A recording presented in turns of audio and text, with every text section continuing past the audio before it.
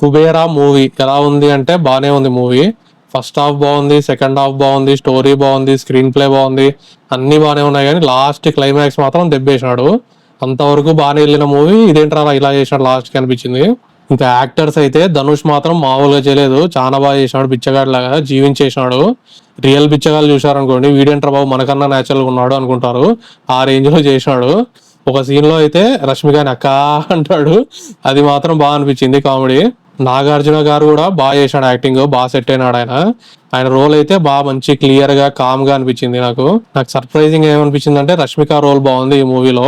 మొత్తం అందరి introduction scenes కూడా చాలా బేసిక్ గా సింపుల్ గా ఉన్నాయి. ధనుష్ ది ఇంట్రొడక్షన్ సీన్ తిరుపతిలో దేవుడి పాటతో బాగా అనిపించింది. సెంటిమెంట్ సీన్స్ కూడా చాలా ఉన్నాయి. ఇంకా ఇలాంటి మూవీస్ కి ఇంకా అవి కంపల్సరీ అన్నట్టు. ఇంకా ఈ మూవీలో డబ్బింగ్ అయితే కొంచెం తేడా అనిపించింది కొన్ని చోట్ల. మాక్సిమం బానే ఉంది, కొన్ని చోట్ల తేడా కొట్టింది అంతే. ఇంకా బ్యాక్గ్రౌండ్ మ్యూజిక్ కూడా బాగుంది. సాంగ్స్ అయితే ఒక్క సాంగ్ ఉంది, అవి ఇంకా ధనుష్ మూవీస్ లో ఉంటాయి కదా, ఒక డప్పు కొట్టి నాటు డాన్స్ అలా ఒక సాంగ్ అయితే ఉంది. కొన్ని సీన్స్ లో అయితే నాకు మసక ఉంది, అంత క్లారిటీ అనిపించలేదు. ఏదో ఫోన్ తో తీసినట్టు అనిపించాయి షార్ట్స్ అయితే. CGI షార్ట్స్ మాత్రం కొన్ని చోట్ల చీప్ గ్రాఫిక్స్ అనిపించాయి. ఇంకా ఫైనల్ గా మూవీలో స్టోరీ అయితే బాగుంది. కొంచెం లెంతీ ఉంటది, 3 hours కాబట్టి. ఫస్ట్ నుంచి లాస్ట్ వరకు బానే అవుతుంది. క్లైమాక్స్ కొంచెం తేడా కొడుతుంది, అది తప్ప మిగతాదంతా బానే ఉంది. మూవీ అయితే తప్పకుండా చూడొచ్చు, థియేటర్ లో బాగుంది. ఇది మరి కుబేరా మూవీ రివ్యూ.